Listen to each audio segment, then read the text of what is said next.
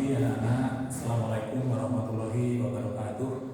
Pak Iti berharap pada pertemuan pagi ini kalian tetap semangat dan selalu dalam kondisi sehat walafiat, tidak kurang suatu hal. Sesuai dengan rencana kita pada pertemuan sebelumnya kemarin, bahwa pada pagi hari ini kita akan membahas satu topik, yaitu ruang dan waktu dalam sejarah.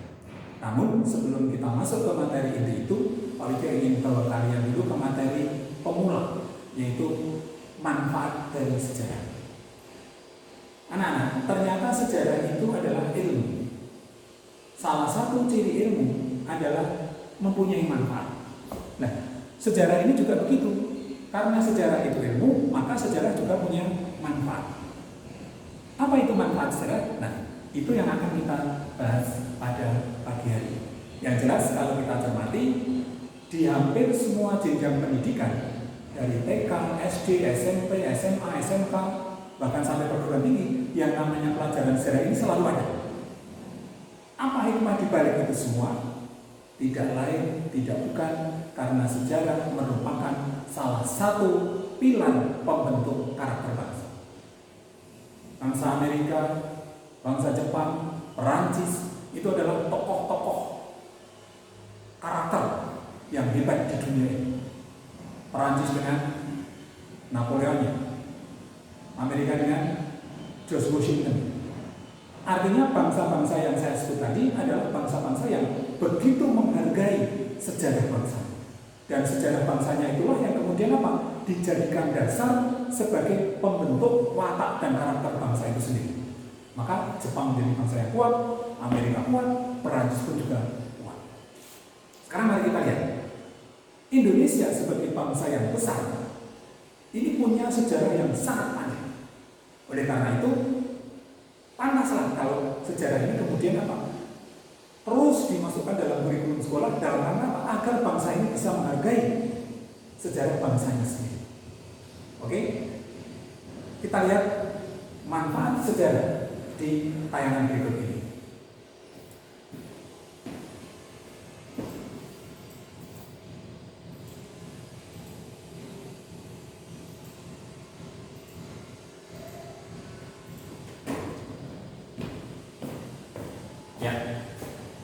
Anak-anak, inilah manfaat dari sejarah itu sendiri.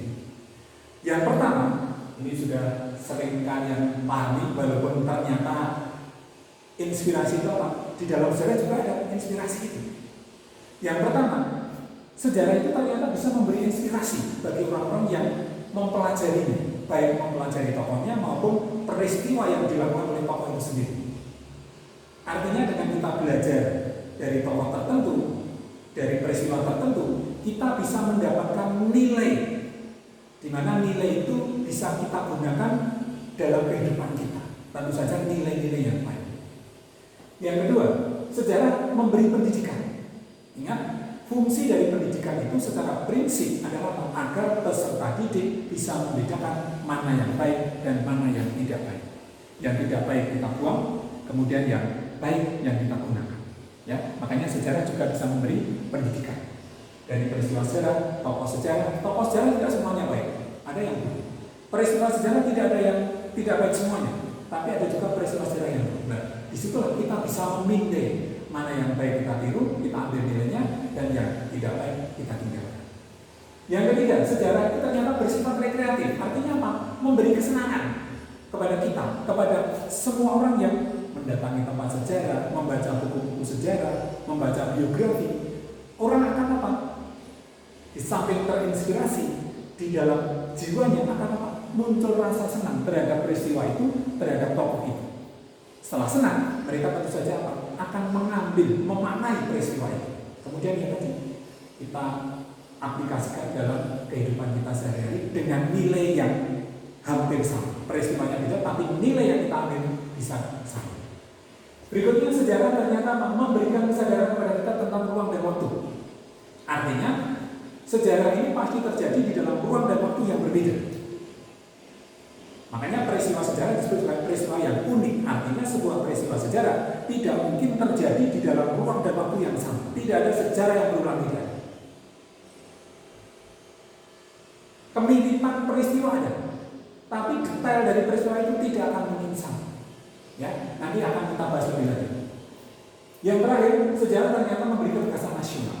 Artinya bangsa yang besar, bangsa yang menghargai jasa pahlawannya, sejarah bangsanya, biasanya kesadaran nasionalnya sangat tinggi. Oke, kita masuk yang pertama. Sejarah memberi inspirasi.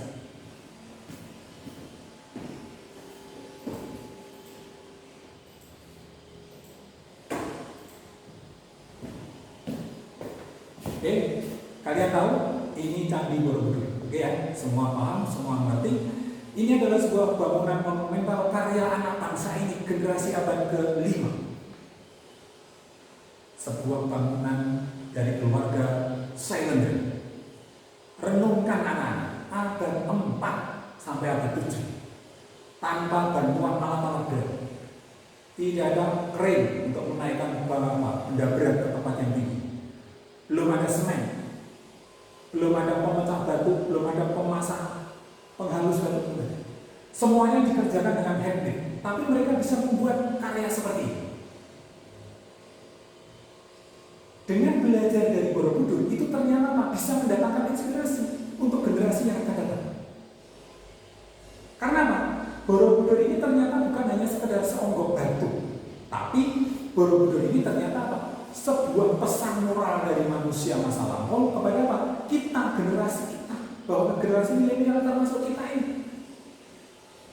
Perhatikan nanti kalau suatu saat kamu naik ke Candi Borobudur, di setiap tingkatan tangganya itu adalah pesan moral tentang riwayat kehidupan manusia sejak lahir sampai manusia itu akan mati. Dan Soekarno, presiden pertama kita, diceritakan dalam biografinya bahwa setiap akhir pekan Soekarno ini selalu menggunakan helikopter keliling di atas candi, mengagumi karya besar generasi Indonesia abad ke-4. Dari situlah kemudian Soekarno terinspirasi. Inspirasi Soekarno ini kemudian apa? Diwujudkan dalam sebuah bangunan di mana bangunan ini punya visi yang sama dengan Borobudur. Apa? Sebuah pesan kepada generasi berikutnya. Generasi siapa? Generasi Soekarno dan setelahnya. Apa yang Pak Wijaya maksud? Ternyata Candi Borobudur ini menginspirasi Soekarno untuk membuat bangunan yang sama, tetapi dalam ruang dan waktu yang berbeda. Borobudur dibangun abad 4, Monas abad 20, Borobudur dibangun di Magelang, Monas ada di Jakarta. Tapi kedua-duanya punya misi yang sama, apa? Pesan moral kepada generasi berikutnya. Kita lihat.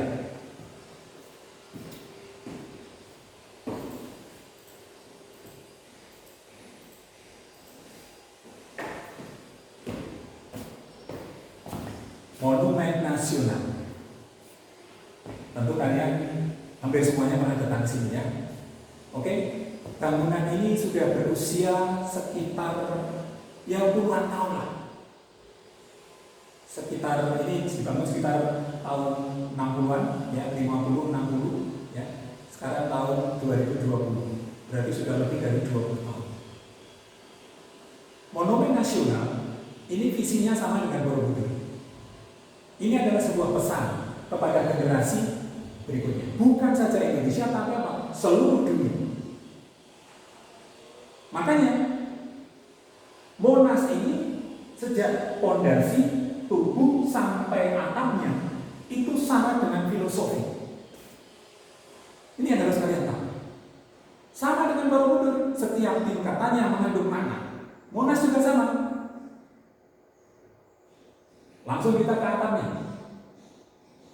Atap Monas berbentuk obor, api yang menyala, yang dikenal dengan nama api nan tak kunjung padam. Itu simbol apa? Revolusi Indonesia yang tidak akan pernah berhenti selama manusia ini masih ada. Jadi api yang berkobar itu menunjukkan apa? Semangat dan tekad bangsa Indonesia. Oleh karena itu, ketika Monas ini diresmikan, Soekarno bilang 20 tahun yang akan datang, sejak tahun 60, Indonesia ini akan menjadi bangsa yang paling besar. Karena apa? Wilayah kita luas, sumber daya alam luar biasa, penduduk padat.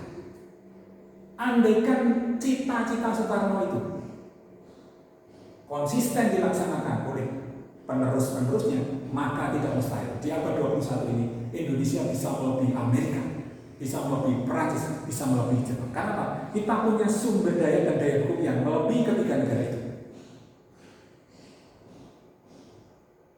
Oke, monumen nasional atapnya ini yang berbentuk obor dicap pakai emas 24 karat. Simbol apa? Bahwa kita adalah bangsa yang kaya. Kita kaya kenapa?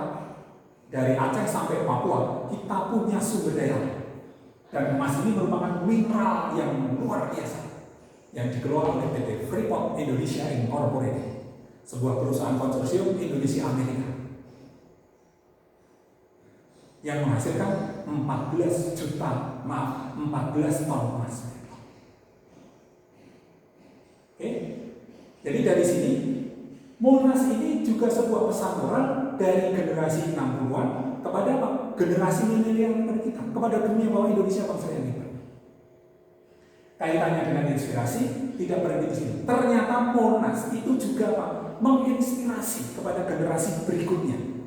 Monas kemudian menginspirasi para konglomerat Indonesia untuk membangun sebuah konsorsium gedung bisnis yang nanti kalau sudah jadi akan menjadi gedung tertinggi di dunia yang terletak ada di Kemayoran. Lihat slide berikut ini.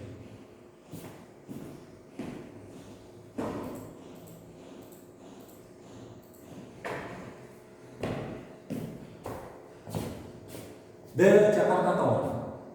Ini adalah sebuah bangunan yang dibangun oleh generasi abad 21. Generasi ini terinspirasi oleh bangunan sebelumnya, Monumen Nasional. Monumen Nasional adalah sebuah pesan dari generasi 20-an, 60-an, 20 tahun yang datang, generasi milenial. Sedangkan generasi Jakarta Tower ini adalah sebuah pesan dari generasi milenial kepada dunia internasional bahwa Indonesia ini adalah bangsa yang kaya, bangsa yang kuat. Siapa yang punya ide? Para konglomerat, ya, orang-orang kaya di Indonesia. Ingat, di Indonesia ini ternyata banyak orang kaya. Nah, mereka kemudian menyisihkan laba hariannya yang jumlahnya miliar itu, kemudian disatukan dan mereka gunakan untuk membangun pusat bisnis yang nanti akan dikenal dengan nama The Jakarta Tower. Ini akan menjadi gedung tertinggi di dunia dan mengalahkan Shanghai Building yang ada di Taipei, Cina. Ya, nah, dengan satu contoh ini kita menjadi tahu ternyata suatu peristiwa sejarah itu ternyata bisa memberi inspirasi kepada generasi-generasi berikutnya. Nah, inspirasi ini kemudian apa? Diwujudkan dalam pembuatan kejadian yang sama tetapi di dalam ruang dan waktu yang berbeda. Kembali ke masalah tadi, Borobudur itu abad 4, kemudian Monas abad 20, The Jakarta Tower abad 21. Ketiganya lahir karena sebuah inspirasi. Visinya sama apa? Pesan moral kehidupan. Yang membedakan apa? Ruang dan waktunya yang membedakan. Oke anak-anak, pertemuan kali ini kita cukupkan sekian terlebih dahulu. Nanti pada pertemuan berikutnya kita akan menginjak manfaat sejarah yang kedua, yaitu bahwa sejarah bisa memberi pendidikan.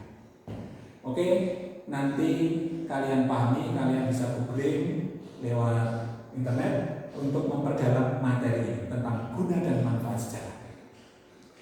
Saya cukupkan sekian untuk pertemuan pagi hari ini. Insya Allah kita akan dipertemukan pada pertemuan berikutnya.